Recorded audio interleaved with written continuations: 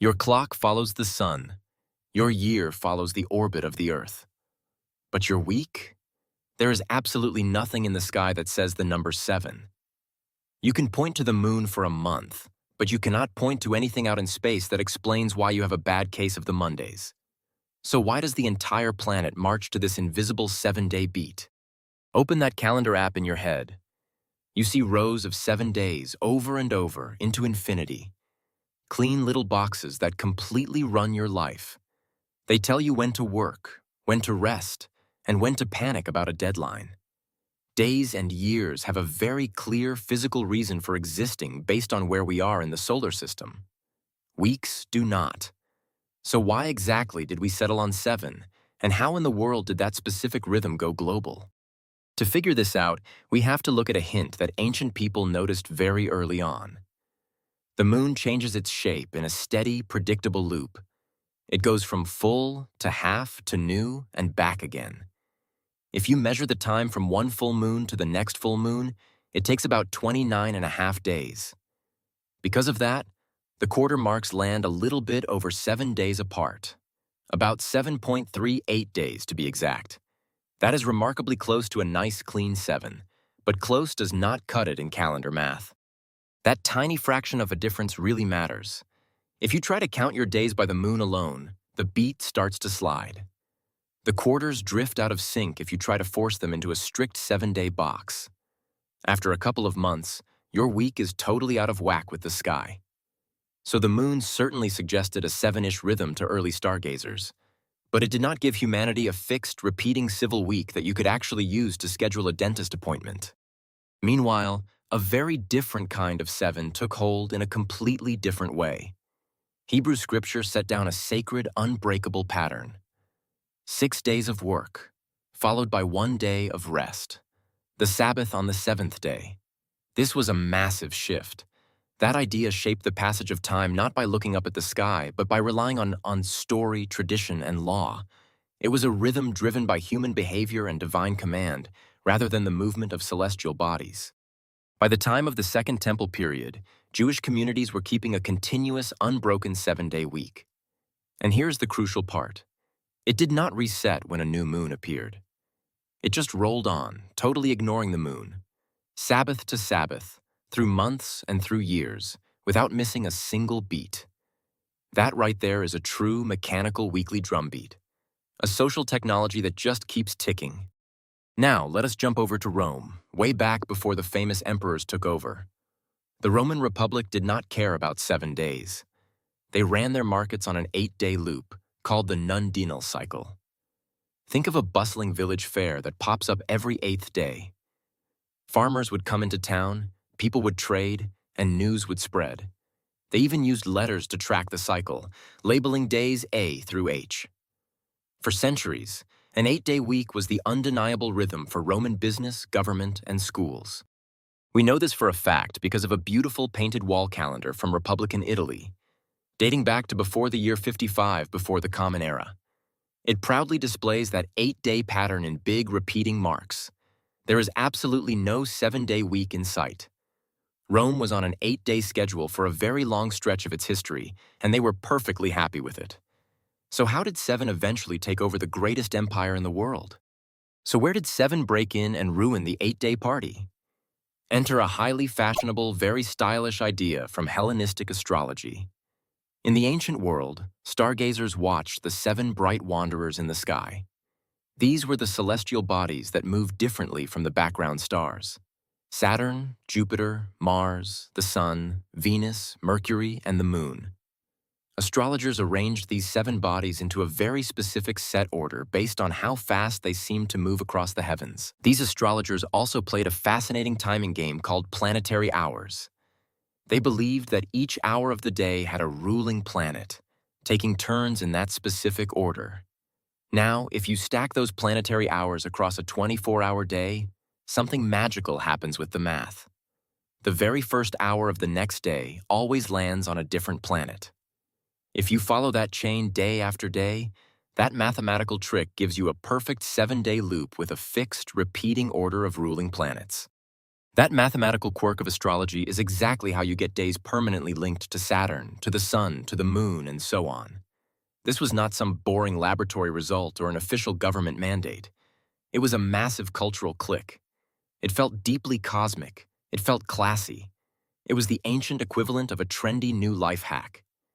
And human beings absolutely love a system that feels both steeped in ancient mystery and incredibly cool to talk about at parties. By the 1st and 2nd centuries of our current era, this planetary pattern starts showing up in everyday real life. We find it scribbled in papyri from Egypt. We see it in popular astrological handbooks, like the ones written by Vettius Valens around the year 170. The 7-day planetary week had stopped being just an abstract theory for sky nerds. Regular people were starting to use it to label their actual days, tracking their lives by the planets. This created a really funny situation in early imperial Rome, because you now had two completely different clocks running at the exact same time. The old, reliable 8-day market cycle was still happening, and the trendy new 7-day planetary week was catching on fast. For a while, they just awkwardly lived side by side. Market day still came on the 8th day, but social life, private notes, and casual plans began to nod to the 7-day planetary rhythm. So why did 7 eventually win that turf war? Mostly because it just felt incredibly legitimate.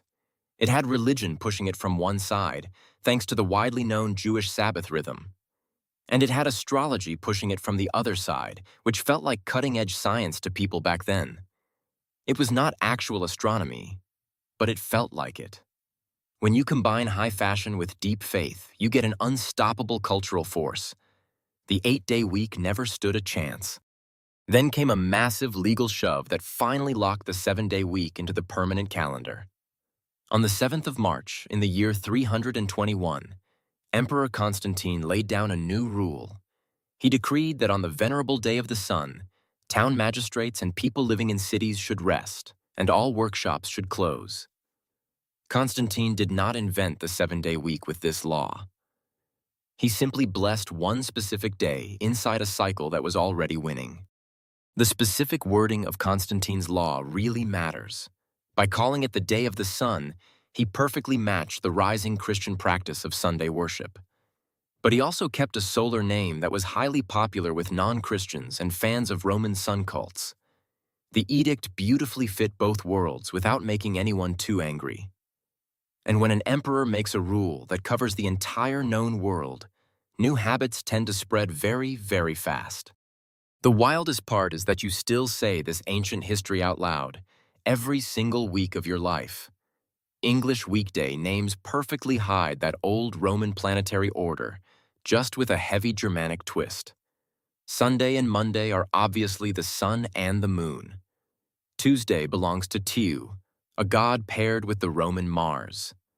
Wednesday is Woden, the Germanic god swapped in for Mercury. We just paved right over the Roman gods with local ones, but kept the exact same cosmic sequence. The pattern continues. Thursday is Thor, paired up with Jupiter. Friday is Frigg, paired with Venus.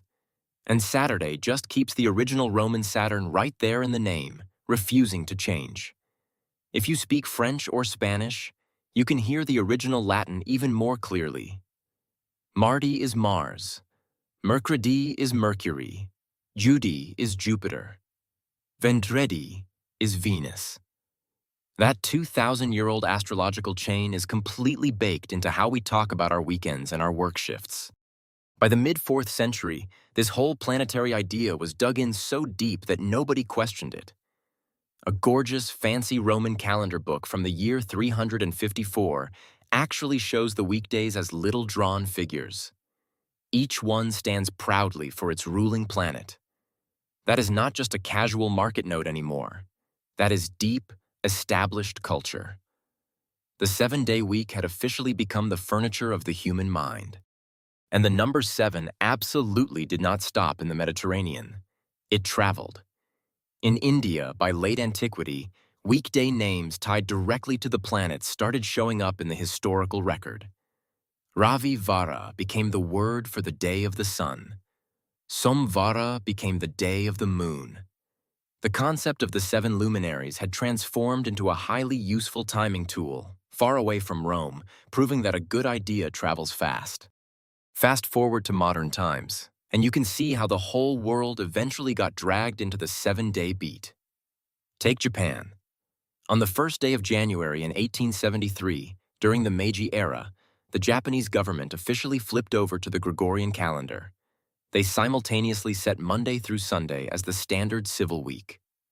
Trains, newspapers, and schools all synced to that global 7-day rhythm within a matter of months, helping the country plug instantly into international trade. Now, this rhythm is so strong that you might think it is unbreakable. But plenty of powerful leaders have tried to kill the 7-day week, and they failed miserably. During the French Revolution, the new government swapped the calendar for a 10-day block. That meant workers only got one rest day in 10. That is a 40% reduction in your weekend breaks. Bakers, wine sellers, and ordinary citizens absolutely groaned. People hated the exhausting feel of it so much that Napoleon eventually brought the 7-day week back. The early Soviet Union tried to break the week even harder. First, they implemented a 5-day continuous work week in 1929, and later a 6-day week. The goal was to keep factories running non-stop without any breaks. Workers were assigned different colored rest days. The tragic result was that husbands, wives, and friends rarely shared a day off together. Morale absolutely tanked. Family life was miserable. By 1940, the Soviet government admitted defeat, and the classic 7-day week with a shared Sunday rest was officially back. Even today, the week is something we actively negotiate, rather than something provided by nature. In 1988, an international rule picking Monday as day 1 of the week was standardized globally. This data rule was created purely to help computers and businesses match dates across borders. It is just a massive paperwork choice, not a law of space or physics, but it proves that the week is still just a tool we use to organize ourselves. So why does the 7-day week keep surviving every attempt to replace it? Because humans desperately need what it offers. Religion needs a steady, unbroken count to maintain holy days. Families desperately want a shared, predictable pause to see each other. And global business needs one universal rhythm, so a bank in London can talk to a factory in Tokyo. The week is not natural. It is the ultimate social technology. It was built by ancient scripture and quirky astrology, and it is kept alive entirely by our need for coordination. Just a quick note while we are hanging out here in calendar history. If you like uncovering the hidden backstories of the things around you, make sure to subscribe to check this out. We have a whole shelf of everyday things with wonderfully weird roots, and I promise you will never look at your house the same way again. So here is your official dinner table nugget to deploy this weekend. The 7-day week is not written in the stars, and it is not a law of the universe. We wrote it. Rome did not even invent it. In fact, Rome actively resisted it with their 8-day markets for centuries, before finally giving in and legalizing the 7-day loop we use today. And here is the final kicker. Remember how Wednesday is Mercury's day? In ancient mythology, Mercury is the busy, fast-moving god of messages and communication. That is wildly on brand for the day of the week when your work inbox absolutely explodes with emails. Wednesday has always been for messages. If this kind of plain, surprising history is exactly your thing, I highly suggest you stick around. Subscribe and drop a like if you had fun today, and feel free to wander the channel for more hidden origins of the ordinary stuff around you.